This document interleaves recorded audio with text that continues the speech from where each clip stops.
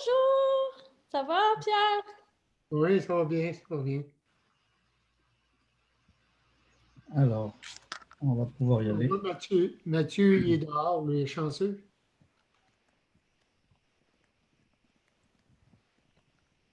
Parfait.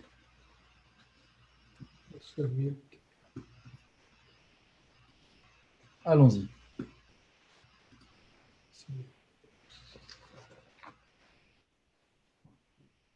On va commencer. Bonsoir à vous tous et à vous toutes. Je suis Stéphane Béguet, l'agent de liaison communautaire et des opérations de votre député fédéral Mona Fortier.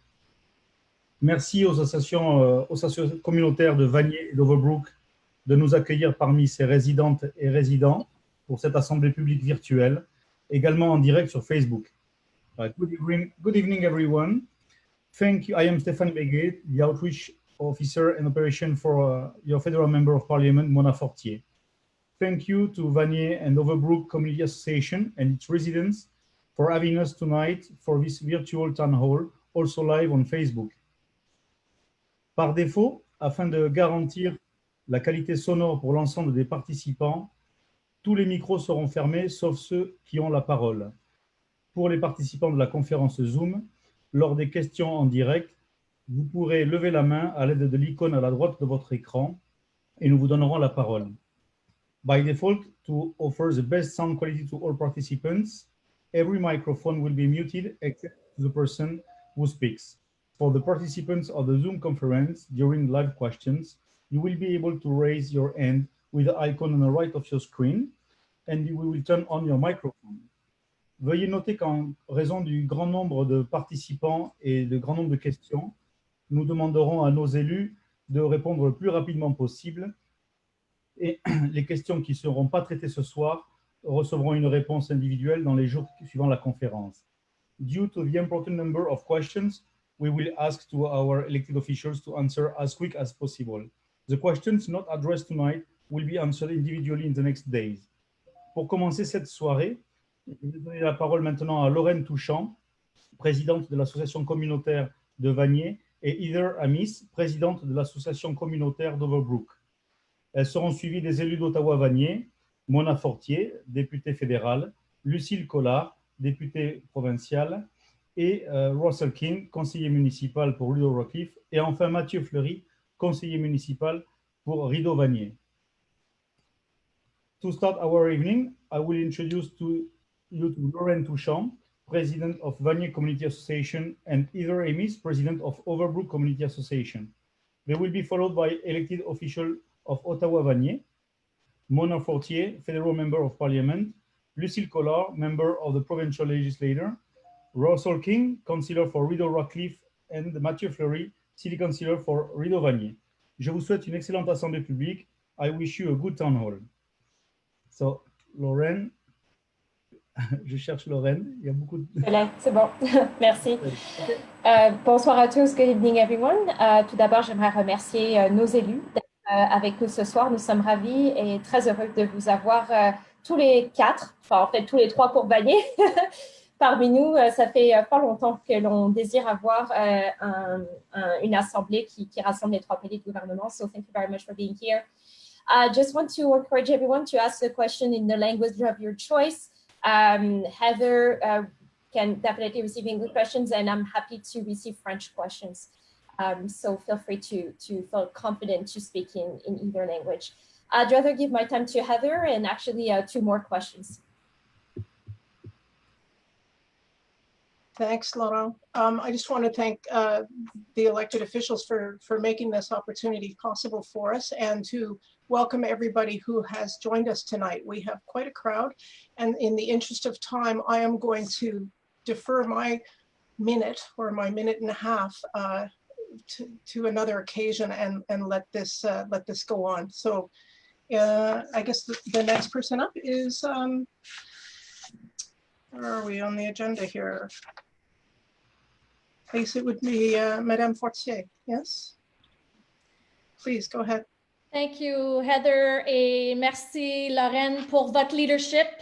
C'est vraiment important ce qu'on fait ce soir. Je pense que ça nous permet de pouvoir se rassembler. I'm really happy to be with all of you tonight to not only answer questions, but also hear you on issues that we have in our communities. But first, I would also like to start by recognizing that we are on the traditional territory of the Algonquin Nation. Et je suis vraiment contente de pouvoir vous parler, mais je sais que nous passons une période qui est très difficile présentement. Puis je trouve que c'est dans ces temps de crise que nous voyons comment nous pouvons travailler ensemble vers un but commun. In response to these uncertain times for Canadians, our government, the federal government, has taken immediate and decisive action to protect the health and safety of Canadians, to support them financially through this challenging time, to preserve and create jobs, and to create a resilient economy. Now, I won't go through all the measures that we've implemented, but I will invite you, if you have any questions or if you want to see on our website, we have the whole list of all the measures we brought forward. And I'm very glad and touched to see the Ottawa-Vanier community come together and support each other in times of crisis. My office is open, not to public, but my team is available by phone or by email, just because we want to make sure that we continue to help and to answer questions related to the federal government. Puis, je vais finir en disant qu'au cours des derniers mois, j'ai pu témoigner les gens s'entraider à distance pour garder notre communauté dynamique et sociale malgré la distanciation physique. Et je crois que c'est ensemble que nous allons traverser cette période difficile. Alors, je vais m'arrêter là parce que je veux mettre plus d'importance sur les questions et le partage que vous allez faire. Puis, si je ne réussis pas à répondre à toutes vos questions, mon équipe et moi allons les prendre en note et on va vous envoyer une réponse après la session de ce soir. Donc, merci beaucoup d'être là. Je trouve que vous êtes un très grand nombre, puis c'est vraiment une belle opportunité de pouvoir se rassembler. Merci. Merci. Nous allons passer ensuite à notre députée provinciale, Lucille Collard. So next, our MPP, Lucille Collard. Bonsoir à tout le monde. Merci, Lorraine. Merci, Heather. It's a real pleasure to get to see you all, or almost all of you. It's interesting to see such a big crowd. That means that there is an interest for this kind of event, and we're hoping to host more in the future. Donc, mon travail consiste essentiellement à me tenir au courant des mesures que le gouvernement développe à chaque jour, puis à répondre aux nombreuses demandes qui sont acheminées à mon bureau, par courriel surtout, aussi par téléphone. So I'm doing my best to keep up. As you know, the reality is changing every day. We've been putting pressure on the government to, with more measures to address the needs. And that's why I'm doing consultation. So I'm conducting a survey, and Jacques from my office will share the link with you. It will be available, and there's just like a few questions. I think there's only 3 or 4 questions. And that's really to inform me of what the concerns and priorities of our residents are in order to make requests and recommendations to our government to make sure that we have the resources not only to get through this crisis, but to reopen and start living some kind of normalcy again. So, je vais vous inviter à tous ceux qui pourront de remplir un sondage, quelques questions assez simples, mais qui vont m'informer puis me permettre de faire des demandes très pointues, des recommandations au gouvernement qui vont être basées sur les faits qui reflètent la réalité des gens dans notre comté. Alors, je vous remercie à l'avance pour vos questions parce que ça aussi, ça nous informe de votre réalité et de vos préoccupations. Et je tiens à mentionner et à souligner le travail de collaboration important depuis le début de la crise avec tous les paliers de gouvernement. So I know Mona would have wanted to say that, so I'll say that on her behalf, and Matt as well, and Rawson. We've been working together in collaboration since the beginning of this crisis. And it's been, a very great experience. And, I expect this will continue post-COVID, but at the same time, this ensures that we put our efforts together to make sure that we are helping you in the best fashion possible. So I'll stop on this. I know there's many questions, so merci beaucoup. Thank you, Madame Collard. I don't see Wilson King on the call yet. Oh, Is he's he not? on? He's coming. Okay, so we'll go with Councillor Fleury. Conseiller Fleury, c'est à vous. Stéphane, est-ce que ça se peut qu'il soit dans l'endroit d'attente? Non, il est en train d'arriver. Il n'avait pas fait l'enregistrement. Ça vient. Alors, bonsoir tout le monde. Good evening, everyone. Thank you so much for joining all of us. We had the opportunity last week to do a very similar chat for Lowertown and Sandy Hill residents. It was really well attended, like tonight, and the questions were, and the engagement was really meaningful. So hopefully this evening will be the same. I'm sure it will. For us, a couple of elements. Obviously, we continue to keep you up to date on what's happening in our city. As early as this morning, the city announced that if you're a parent and you have registration for summer camps, that we are refunding you because we're modifying our camp, so you'll have to re-register in the coming days. Alors, si vous voulez vous garder au courant de ce qui se passe à la ville, par exemple, le port du masque chez les autobus dossier Transpo dès le 15 juin, je vous encourage à regarder notre page web. On met à chaque jour, on met notre page web à jour de ce qui se passe à la ville. Donc, mathieuFleury.ca. Puis, on a un onglet juste pour la situation du COVID. Évidemment, ce soir, ce n'est pas juste du COVID, mais par l'environnement dans lequel on est, puis par les réalités de la communauté, je pense que beaucoup de questions seront soulevées à ce niveau-là. Stéphane, je ne prendrai pas plus de temps. Je pense qu'on veut donner plus d'occasions aux questions. Donc, I'll await the questions and engage at that point. Thank you, everyone, for being here. Thank you very much, Councillor Fleury. Now we're going to Councillor King. Good evening, Councillor King. Thank you, and sorry for being late. I was just on another meeting with Crime Prevention Ottawa, so I was waylaid a little bit, but it's always a pleasure to join my colleagues around the virtual table. We're getting used to that now, but we work well together, and the key is ensuring that levels of government work together during this crisis. As you know, COVID-19 has been a drastic challenge for our city, but both our government and community, I really believe, have risen to the occasion. From the logistical challenge of shifting to a virtual workplace for the entire city, when you start thinking about the magnitude of that, 17,000 employees, you know, a lot of people at City Hall and in our service centers now working from home, to providing essential services. So if you think about this as well, the city did not change anything in terms of your garbage pickup, in terms of all those essential services that you require during this period, which was an incredible feat. Along with providing emergency services, obviously we're seeing public health, our public health agency, Ottawa Public Health at the fore, really taking on the challenge of COVID to our levels of government working together. So with the senior orders of government, with our MP and our MPP and our colleagues from other places in the city in Ottawa-Vanier working together. I think this has been one of the most important elements of this, ensuring that we're able to directly relay constituent concerns to the higher levels of government who are senior orders of government who are united in our effort to ensure a stronger community and an intact community emerges from this crisis. And well, this is I'm sorry, I'm going to cut you off. You already spent your minute on your introduction. I have to move to questions. So it's a perfect segue to the first question, actually. In the months, since the months of March, could you give us examples of projects you've been working on for the community depuis le mois de mars? Pourriez-vous nous donner un exemple ou deux de quelques projets sur lesquels vous avez travaillé pour notre communauté? And we're starting with, let's start with Mona Fortier. Merci, Lorraine.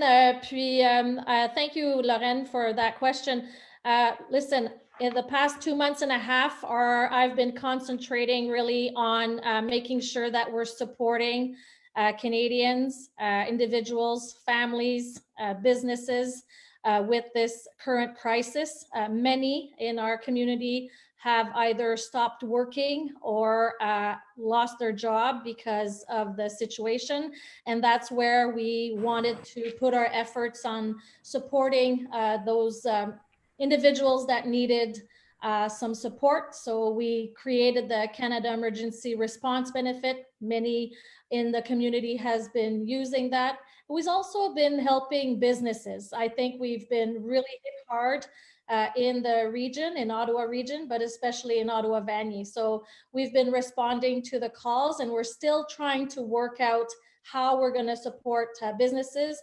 Mathieu and I were talking about it again today, about the landlords and the tenants. It's a big issue here, and we're really focusing on that. So that is with the COVID crisis.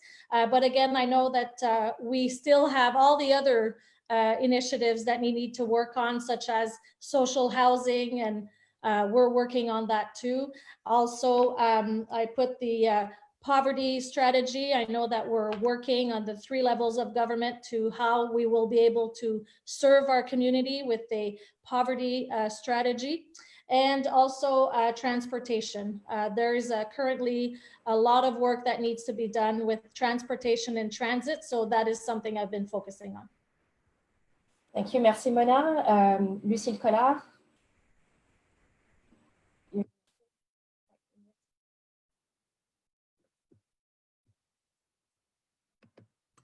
Sorry, I was trying to do too many things at the same time.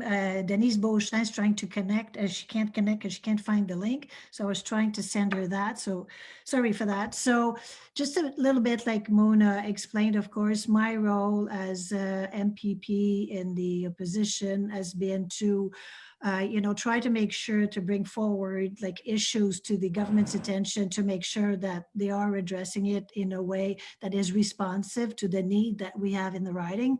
So, the main issues, of course, has been long-term care. You've all heard about the horrific stories, and we do have a couple of those residents that are affected, that have been hit really hard in a riding. So a lot of focus has been put on that. There's also the issue of poverty, which is a great concern in a riding. And it is something that I am addressing in parallel. So I did say that I was going to create a task force, and this is actually underway. We're actually constituting the task force, and we're going forward with, looking at strategies to address poverty. So these are like the main issues. So that's why it's so important for me to hear from the residents. Again, it's just to ask questions in the House, and then, write to ministers to make sure that, when issues are not addressed, that they get the attention they deserve. Merci, Lucille. We're going to go to Ross and King. And so we've been working on a lot of practical issues. As you know, there are some challenges in Rideau-Rockcliffe around income insecurity, and especially food security. So what we've been trying to do is work in conjunction with the community associations who've done a brilliant job of forming a collective to deliver food and other services. But we know that our resource center required a lot of resources, more resources. So we worked with the Human Needs Task Force and helped identify the resource center as a needed recipient for more emergency dollars. So we were able to help the center secure $40,000 extra dollars from the city in terms of this emergency situation to assist. We're also trying to work with other groups throughout Overbrook and Vanier. So an active project that we have is attempting to extend some of the resources for the pediatric center in Vanier, and seeing if we can extend some of those services to Overbrook. So the challenge for us is definitely around poverty, and seeing what tools and what mechanisms we can put into place that are practical to provide resources to people during this public health crisis. Councillor King, Conseiller Fleury. Oui, merci. Je vais enchaîner sur ce que mon collègue Rawson parle. Puis comme vous le savez, on ne se démarque pas nécessairement par des frontières réelles. On travaille très bien ensemble. Un des dossiers sur lequel on a travaillé, c'est Boys and Girls Club. Comme vous le savez, Rideau-Rockcliffe Health and Resource Center était fermé parce qu'il y avait un cas de test positif pour un de leurs employés, malgré le fait que la livraison de la nourriture avait encore besoin pour la banque alimentaire. Donc, à travers Boys and Girls Club, on a mis sur pied des mesures alternatives. Partage Vanier est venu aider et appuyer dans ça aussi. Puis, à travers ça, on a découvert l'importance aussi du club des petits déjeuners. On avait complètement négligé dans tout ça l'importance. Certains parents avaient évidemment l'appui de la banque alimentaire et des clubs de petits déjeuners, tout ça. Donc, chapeauter puis s'appuyer entre les différents paliers de gouvernement et les partenaires a été important. Long-term care, as you know, it continues to be top of mind. We work closely in the background for our city-owned long-term care. In Vanier, we have Champlain. And again, for that one, I touch wood. The team has really been proactive. It stopped visits for family members on March 15th, and it required every employee to only work at that center. So those were initially very important measures that today we're all benefiting from. As chair of Ottawa Community Housing, we have 22 seniors buildings. So we've called over our 6,000 seniors now.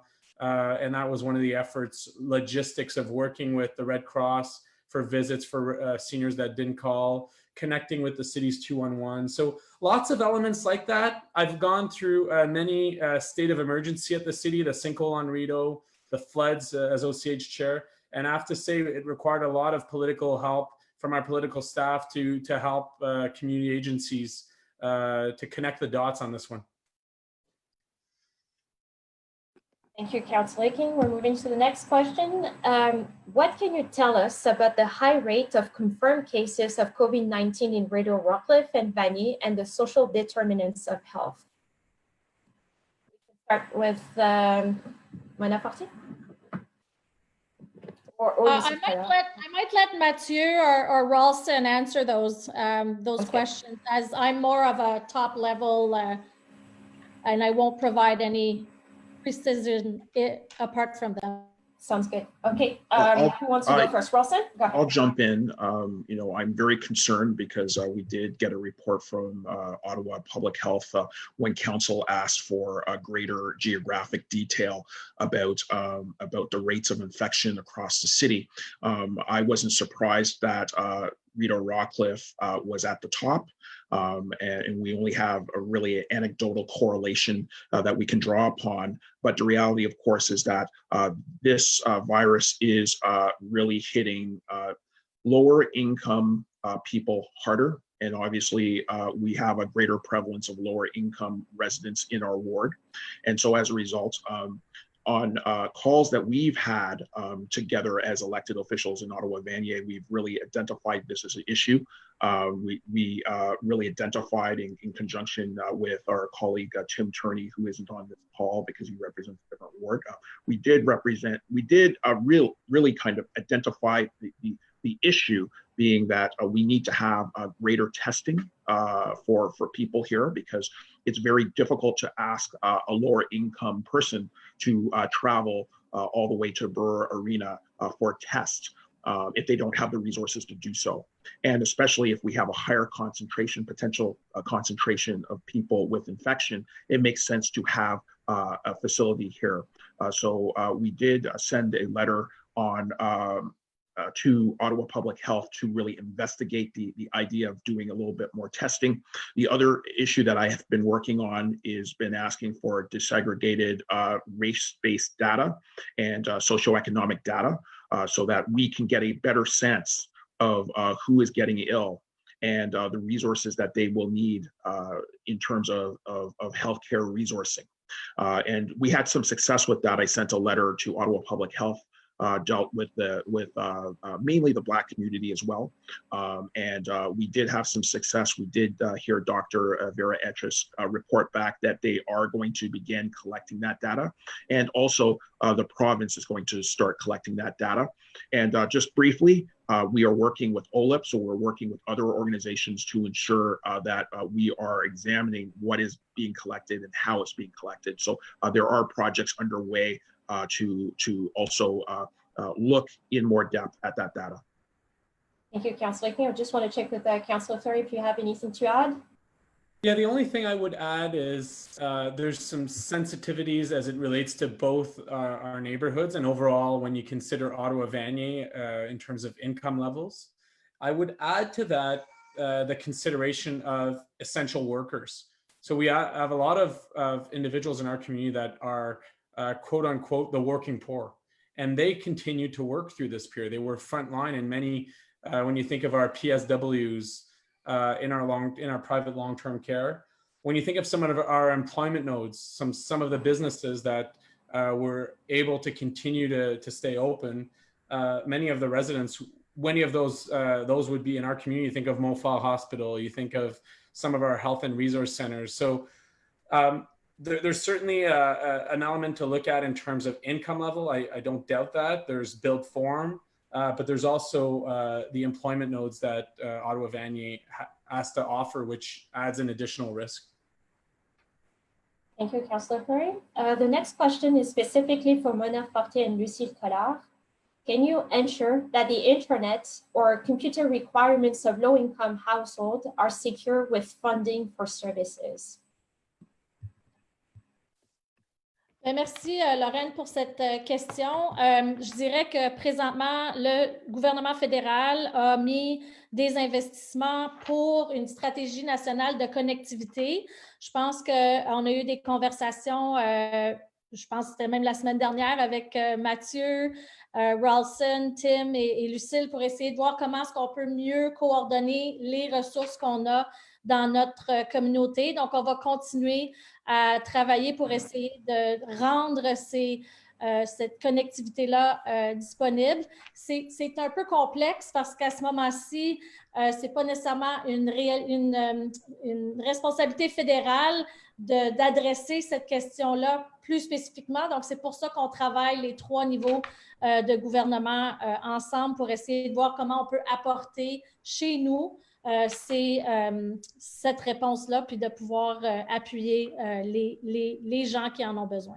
Lucille, voulais-tu rajouter quelque chose? Malheureusement, je n'ai pas vraiment beaucoup plus à ajouter parce que ça a été porté à l'attention du gouvernement provincial, surtout les besoins à cause des écoles aussi, des élèves qui sont à la maison. Puis, définitivement, dans notre communauté aussi, il y a des élèves qui ont moins de moyens, donc qui n'ont pas d'accès même, c'est pas juste l'Internet, mais même à une tablette ou à un ordinateur pour pouvoir demeurer connectés. Alors, je sais que les conseils scolaires ont fait beaucoup de démarches et ils sont allés à la rencontre de tous ces jeunes-là pour leur fournir des cartes d'accès Internet avec des Chromebooks pour qu'ils puissent suivre. Mais au niveau de la province, c'est une demande qui n'est encore pas répondue de façon satisfaisante. Alors, on va continuer à faire ces demandes-là. I don't know if you needed the answer in English as well or if that's okay. Répondons en français, en anglais aussi, parce que la question était en anglais, puis je pense que la personne ne parle pas l'anglais. Okay, so yeah, I'm sorry about that. I didn't realize the question was in English. So the province hasn't stepped up to the level that we would like to, so we're keeping the pressure on and asking because it's important for people that don't have the means to, have the internet or even buy a computer. So I know school boards have stepped up and have provided these tools to students so that, as many of them can actually continue to learn online, and we'll keep on asking the government to make sure that, we get the resources we need in terms of access to internet. Well, Loran, may I add to that a bit? I'm sorry, we're just, we have to wait for the second part of the meeting. We're just taking questions from that were sent previously, and I can actually give you a few minutes maybe when we go to. Well, I just wanted, as a school board trustee, I can add. Okay, fine. Okay, thank you. The next question is about seniors. What is being done for seniors in terms of housing and services in the context of COVID-19 in both neighborhoods? And what are the plans to improve the state of Ottawa community housing? Is there anybody who wants to start answering the question? I can jump in. Great. I'm chair of Great, Ottawa yes. Community Housing. We're the city's largest landlord. We have more than 15,000 units, 32,000 residents, and Ralston is a new board member. Our investments, and you're going to see focused areas, as we're redeveloping major communities and we're expanding in green zones. So Rochester Heights, under construction today, behind Preston Hardware is our next project. We have Mikinak, which is in Water Ridge, which is in our community. We have 3 buildings there. We're looking at revitalizing Foster Farm, which is right across from the IKEA at Pinecrest, Demory Avenue. And one of our next community will be Overbrook. So stay tuned. Ralston and I are working on a consultation plan with Ottawa Community Housing to properly engage. We have an aging stock that we inherited from many moons ago, the provincial and federal government of the time. And we're investing in redeveloping our properties. Obviously, our big buildings are doing quite well. We're redoing elevators, we're redoing boilers, recladding exteriors and so on. Our most challenging ones are the stacked townhouses. And the specific questions for seniors, I mean, where to start? We had a lot of issues relating to grocery stores. I don't know if we go back in our minds to a number of months ago when our medical officers of health were saying, stay home. And anyone over 70, make sure you stay home. And that became a real challenge for many in our community who might not have family here to get groceries or to get pharmacy. And at the same time, we started to see a wave, right? Metro on Rideau was demolished. Farm Boy at Rideau Center closed and still hasn't reopened. So many were concerned. And what we've been able to develop is with Loblaws, a seniors delivery program, Chez Vous, it's called. So you can call them, and if you can't do the click and collect at curb, they will deliver for seniors in our communities. So that's been one of, but I could go at length around initiatives that we've put in place for seniors, specifically for OCH. Mona? I just wanted to say that for your information, federal government during the COVID response, we just announced about 10 days ago that we're providing a one-time tax-free payment for those that have old age security and guaranteed income supplement. I've had a lot of calls at the office to find out when will that payment be done, and it's coming. It will be coming in days or weeks. We need to have Revenue Canada will do a one-time payment to those that have access to old age security and guaranteed income up to $500. So I just wanted you to know that that is something that the federal government is going to do, and the payment should be coming soon. And we also temporarily extended the guaranteed income supplement and allowance payments to help seniors during this very difficult time, and also reduce the minimum withdrawals for registered retirement income funds. So we know that many seniors are struggling at this time, and that's how we can help them pay those bills that are happening during the crisis. Merci. Thank you, Mona. A question quite related to seniors, but also the population in general. How will the government, so local, provincial, federal, support local nonprofit working with mental health and addictions? Who wants to start to answer this question? Ralston? Sorry, I picked on you. Yeah, you know, I think it's important for us to take the first key steps. One key step was just last week around safe supply. So we're starting to have a greater conversation about these issues around the council table as well. These are issues that we discuss at Crime Prevention Ottawa to ensure that we are addressing the mental health needs of people, and so that we avoid people going into the criminal justice system. So I think we're starting to engage in a wider discussion about this. And all I can really say is stay tuned, because it is going to be also an element of some of my response to the motion that I brought forward around gun violence. When we are talking about these issues, we need greater investments. And this is one of the major challenges that we've identified, is that we aren't getting the major investments that we need in community programming. So enforcement is one thing, investments in community programming is another. And so those are elements that we are working on, at least in my office, around mental health and addiction.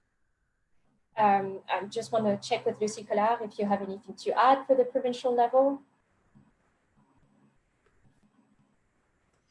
No, the province has not come up with anything specific in terms of mental health, other than saying that they'll be injecting some resources. However, this will be part of the post-COVID postmortem and analysis on where the needs are. So we're hoping that this particular problem will be targeted with some additional funding for sure in terms of resource. So that's something to follow, but I agree with Walson's statement, and I look forward, to working with my counterparts to help with this issue. I just want to check if Mathieu or Mona, you have anything to add. Yeah, so obviously, the safe supply motion is something that we were working on collectively in the core. I was happy to bring that. The other piece in Vanier specifically is we recognize the missing link around mental health and addictions. And we're working with the resource center in Vanier. We've written to the Minister of Health prior to COVID to expand the resources in Vanier specifically. Nothing wrong with l'Hôpital Montfort, but l'Hôpital Montfort really does its own work, right? It's really a hospital, while we need kind of community outreach when it comes to mental health and addiction issues. And the last question before we move to the live questions, it's to Mona. What is your position concerning a fourth bridge in the East End? Well, thank you for that question. And currently, I am focusing on finding a solution to take the trucks off of King Edward, and also supporting the National Capital Commission's recent study that they're doing right now. And I'm pushing to have public consultations. And that study that is being done right now, it's called the Long-Term Integrated Interprovincial Crossings and Sustainable Transport Strategy. That will give us a good idea of what we really need in the city for either transit or crossings. And I believe we need to have a better idea of what is needed in Ottawa before starting to decide on a piecemeal approach. So I'm really focusing on making sure we understand what we need to have a better coordination in our region. And I believe that strategy will help us focus on what will be the needs. Okay, we're going to move to the live questions, and please feel free to write them down in the chat box. I know that we're taking questions from Facebook. I do not see them though, but maybe they're copied and pasted on the chat box. The first question that we have here, sorry, I'm trying to see. What is being done in regards to Ottawa community housing building on 497 Cumberland? And I think the question is either for Mathieu, well, actually it's for Councillor Fleury. Yeah, because I don't have the specifics. I mean, there's a lot of initiatives Aaron and I work on, and we work with property managers. If they're specific, I'm glad to answer. If not, I'd really encourage you to follow up with me directly, because there's a property manager, Melissa Arsenault, and we work closely on a number of initiatives for that building. I see that Laurentin Levesque has a question. You have to unmute yourself, sir.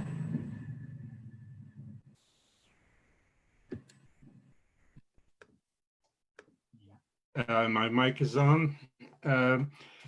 It's regarding the testing. The Premier of Ontario said he wants everyone tested as many as possible, 20,000 a day or something. Where? That's my question. Where do you get it? Yeah, good question. And we know that we don't have enough testing centers. And, you know, we actually, I know that Ross and King, you know, wrote to the city, and it was a collective effort, I guess, to ask for another testing center to be open here in the East End in order to better serve the residents. So the government knows that they need more testing center if they want more people to get tested, but I guess this is still in evolution. Okay, to be followed. Yeah, to be followed. I'll let you know once we know more about this. Thank you. I would say also, Laurentin, if I might, there is a lot of conversations happening between the federal government and the province of Ontario to see what is needed to increase the testing and the contact tracing, which will be part of the strategy. So it's really important to say that the federal and the provincial government are actually working together in a coordinated approach to increase the capacity. That is probably something that we will have to support provinces and territories into either giving the capacity. So that will be very key in the next few weeks, how both governments will be working together to provide that increase. Thank you, because we've seen from other countries that testing has been very important in reducing and isolating the sick rather than the whole population. Thank you for your question, Laurentin. Next question is back to actually OCH and seniors. How about lack of accessible units in view of aging population? Not sure if OCH has people without accessibility needs in accessible units. Yeah, so the majority of our buildings are accessible or have been reconverted to be accessible. Our big challenge is with those who have accessibility in family settings. And as we rebuild some of our properties or as we expand our portfolio, certainly we look to ground floor fully accessible units. In our community, a couple of examples was when we rebuilt Robinson Street property. That's an OCH community. There's an additional 4 units that were accessible. Or across from De La Salle on Beau Soleil, we have a 12 unit there. Another 4 units are accessible. So as we redevelop these properties, we're certainly making the buildings greener. They're more modern, and we create more accessible units. Thank you. Other questions? I'm sorry, it's going fast. I'm trying to. Are there any medical checks on elderly residents in OCH? Hey, I'm glad to chat.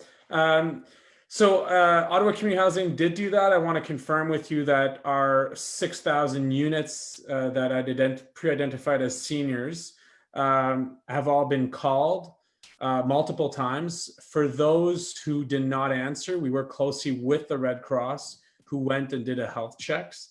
Many of those required additional supports. So we work closely with the Human Needs Task Force at the city to bring additional resources if need be for the seniors. We see a lot of isolation, a lot of seniors that needed to talk, that needed additional information. So the Red Cross was precious in that regards. Thank you. We have a question par rapport à la promenade Vanier. À qui adresser une plainte à propos des poids lourds sur la promenade Vanier, s'il vous plaît? Je peux en parler. Les poids lourds ont le droit de passer sur la promenade Vanier, contrairement à il y a de nombreuses années quand la Commission de la capitale nationale gérait le site. Les poids lourds qui ont le droit sont seulement ceux qui sont pour des livraisons locales.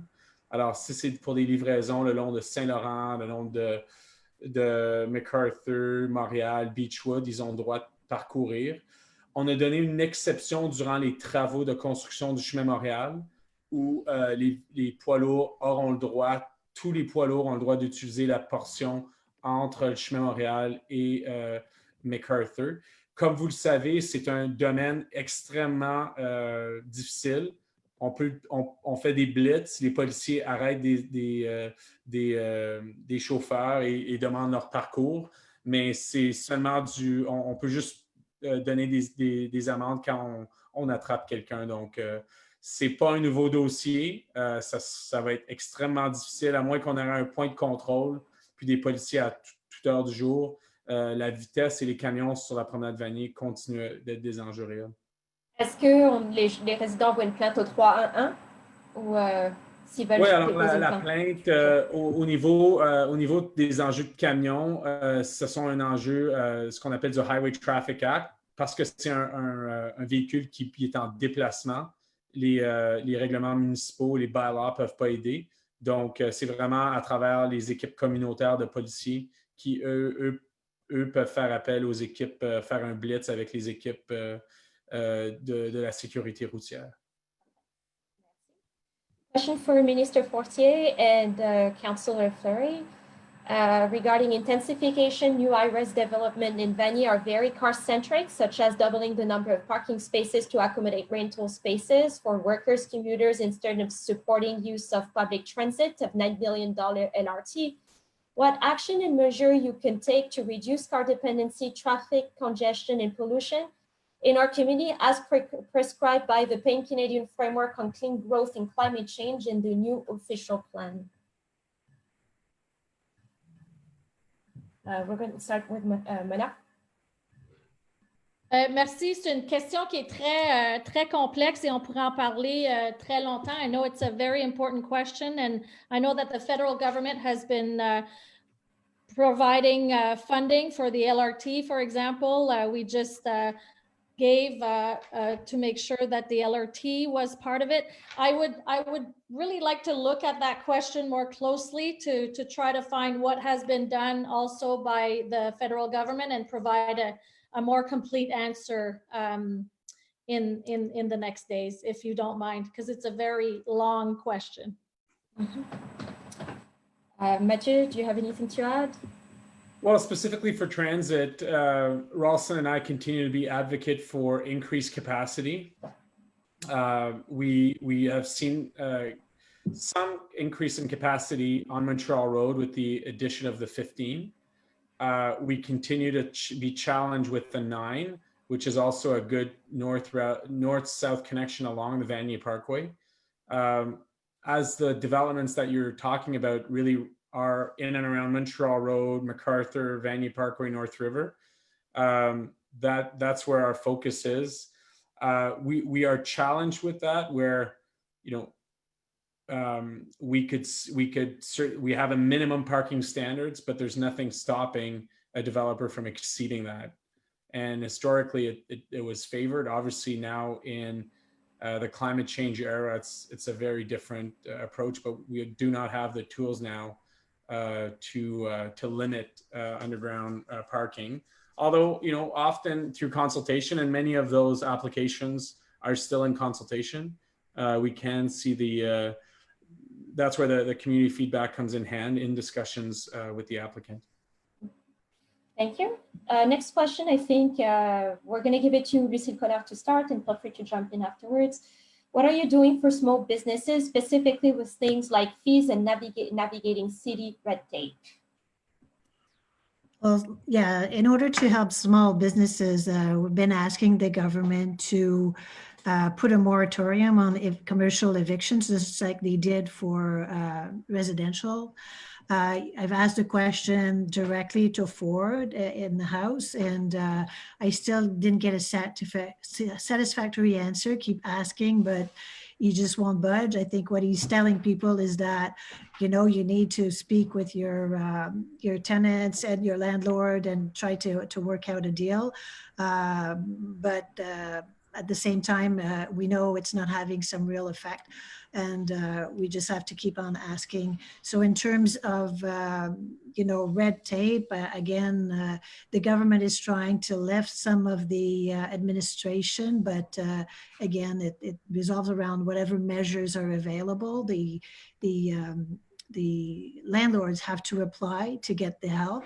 The problem is that many of them are not applying for the help, and that they're just transferring the request for the rent on the tenant. So I don't know more specifically what you would like to know.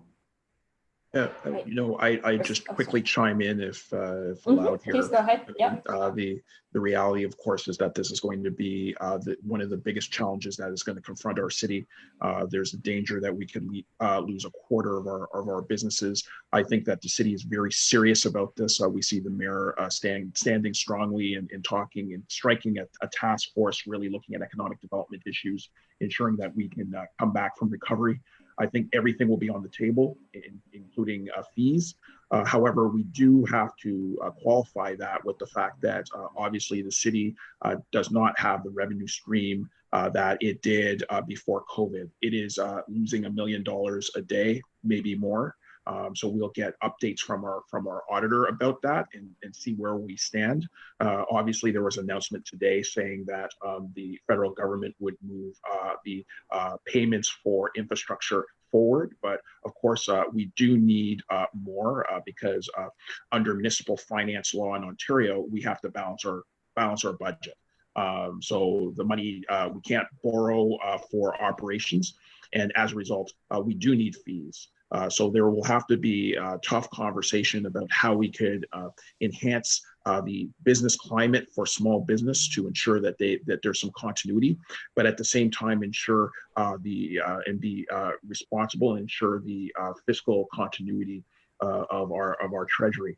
So these are weighty issues that we're balancing, but we are working on that, and in conjunction with our BIAs and with other stakeholders throughout the economy. Mona? I want to mention that since with COVID, I know we are now going to have to support small businesses. We've been doing that since day one with the different programs to support and protect the jobs. And those levers will help us go into the next phase of restarting the economy. What we really wanted to provide is support to make sure that businesses could keep their employees. For example, the wage subsidy was a program that helped small, medium, and large businesses. Also, the Canada Emergency Business Account, which provided up to $40,000 in loans, partially reimbursed.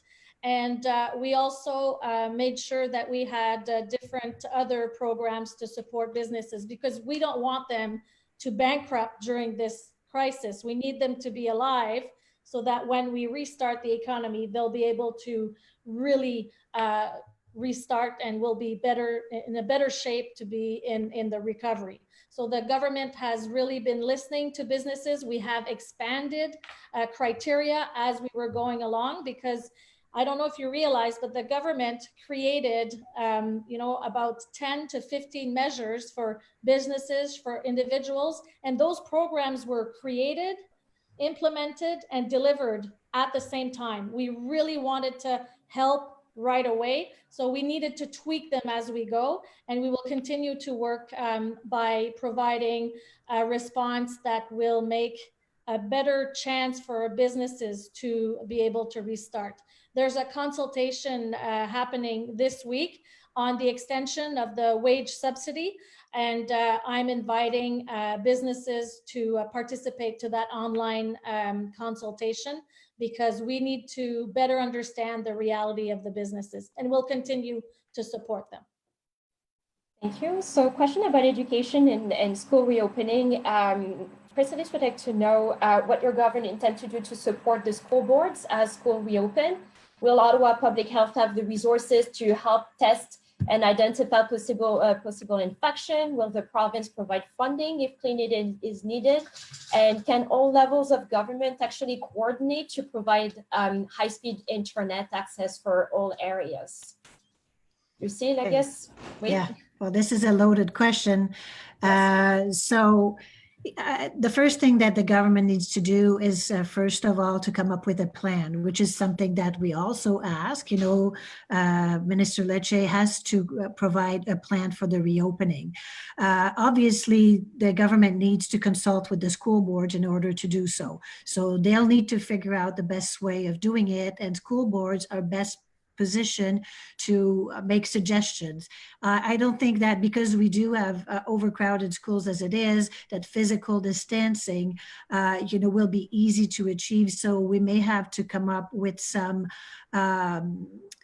staggered, courses or days of school. I don't know what it will be, but the reality is that it will have to be in consultation with the schools and the school boards, and include the parents also, to make sure that everybody's informed and has a level of comfort into sending their kids at school. And in terms of financing for the internet, well, again, this is something that the government also needs to step up to. So just trying to see if there's other elements of the question. Kindergarten conversation, yes. So yeah, so if you have any more questions, I mean, feel free, Chris, to reach out to my office. I'll be back in the house next week, and as soon as the focus shifts on the education. But now we know that schools won't reopen until September. It gives us a little bit of time to figure out things forward. The good news, though, is that we've seen what's happened in Quebec, and the experience, they're ahead of us. They've decided to reopen the schools for the elementary, and it's actually going pretty well. So we may learn a thing or two from them as well. So if anybody else has something to add, actually, I was just going to quickly go ahead. Around the city. Obviously, we're going to push hard to ensure that Ottawa Public Health is extending its services to schools to ensure that there's testing. I mean, we want to ensure, of course, that the schools are absolutely safe for our children. And that's definitely something that we'll be pushing for, to ensure that the health agency has the adequate resources to really manage this, as we emerge out of the peak of the crisis, that as we start to normalize, that we're able to really ensure the health of our children. So that's something that will be of special interest to myself, and I'm sure to Councillor Fleury as well. Very tied to this question is the idea of schools being overcrowded now, because there've been a lot of closures of schools in our riding. Shea Purdy is nervous about apprehending about sending his 4-year-old to Manor Park in the fall. Is there a conversation happening right now about the closure of those schools and the fact that those schools are actually overcrowded at the moment? Not that I know of. If the question is directed at me, I don't know of any specific. Again, it goes back to working with the school boards and teachers and unions to make sure that the right measures are implemented when it's time to go back to school. Maybe I can jump in here. Would you like a trustee to talk to this? Sure, go ahead. And Mathieu, please feel free to jump in. Go ahead, Chris, go ahead. Yeah, one of the challenges, it's not so much, we're anticipating that we will be opening in a phased manner, so that, say, we'll only have 15 students in a classroom. It's not so much the space, even if because we have schools in our areas that aren't at 100% capacity, it's teaching.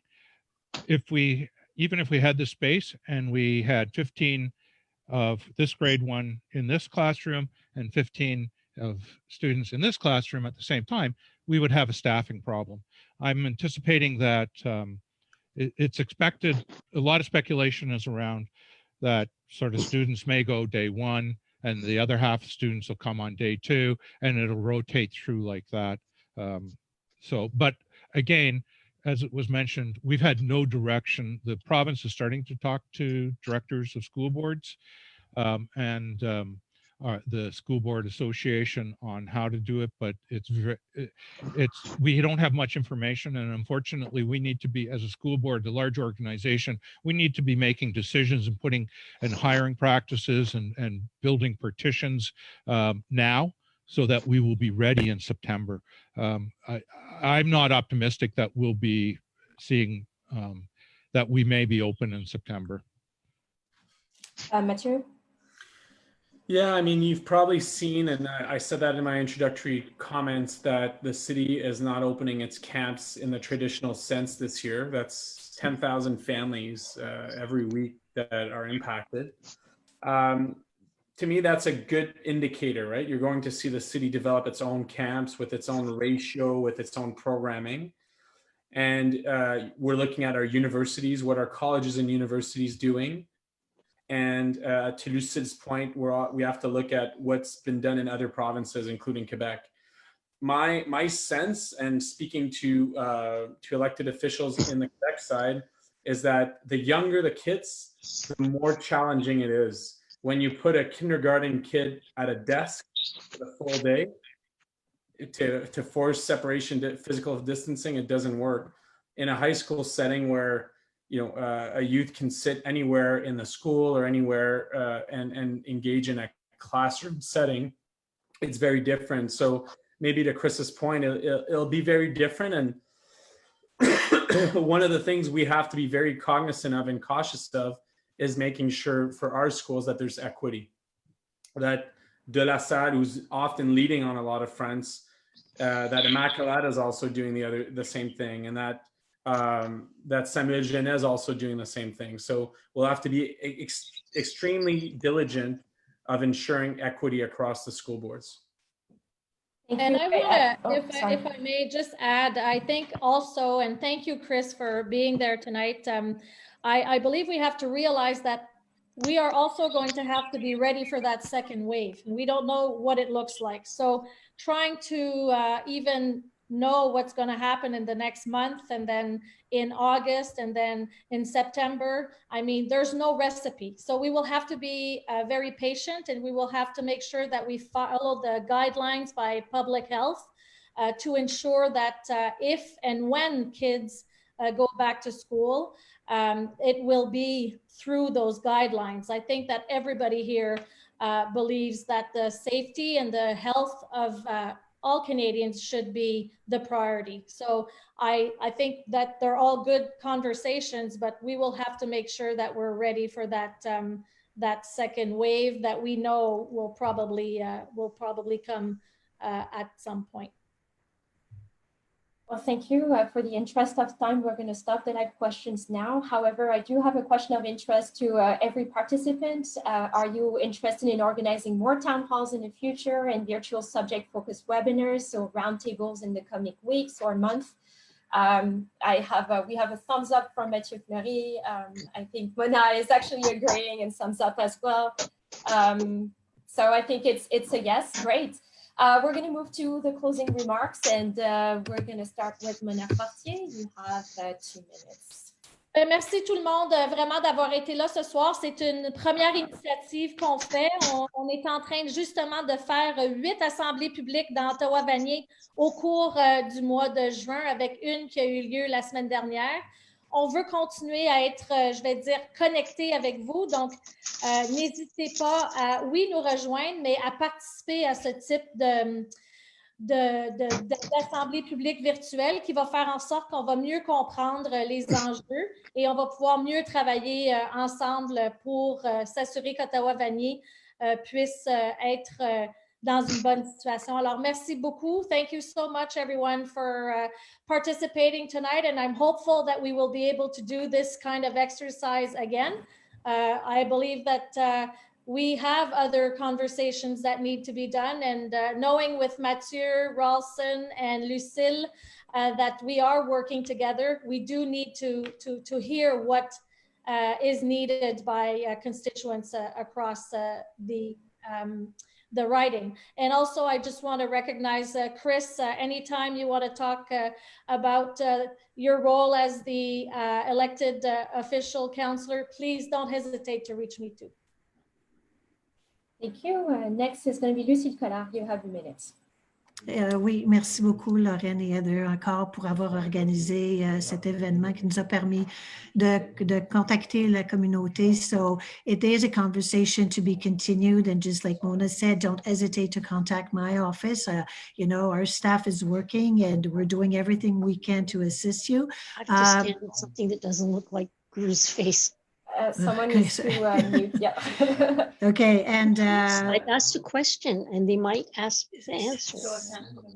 No, we can answer your questions later. All the questions that haven't been answered can be answered later. So we're going to make sure that we follow up on these. Please don't worry if your question was not responded to tonight. And don't forget to, you know, fill out that survey. It will help me, help us understand, you know, the reality and make representations to the government. And I look forward to, you know, meeting you again in other circumstances. And just lastly, I'm going to close in saying that, you know, this crisis has brought a lot of hardship and we've seen horrible things, but we've also seen the best of people, you know, in these very dire situations. But people have come to the rescue and people are helping each other and collaborating. And, you know, this is what we need to remember going forward as well. So we'll all get better. So thank you for this time, Lorraine. Thank you. I'm going to move to Councillor King. Thank you. And I really want to commend the community. I think as our community confronts this once in a century challenge, sometimes it's the little things, those simple, random, everyday acts of kindness and goodwill that make all the difference. And as a city councillor for Rideau-Rockcliffe, I'm extremely proud of our community associations who have invited us here today because they've united together to respond to the crisis through the delivery of emergency food and other supports to vulnerable and isolated individuals. I think that that really speaks to the best of our community. It really gives me pause and it makes me proud to represent our community, and the cooperation amongst the senior levels of government and the municipality also make me proud. It does make me proud to live in Ottawa and to be around the table with people who are committed to the common good, whether that's in government or in our community. And we're here to work for you. You know, we know that you're every day working in the community, and my office still remains committed to answering your questions and moving our ward forward. So thank you so much for having us. And we are also always committed to town halls. We're holding them on a regular basis, and I look forward to more virtual conversations with our residents. Thank you, Councillor King. Et Conseiller Fleury.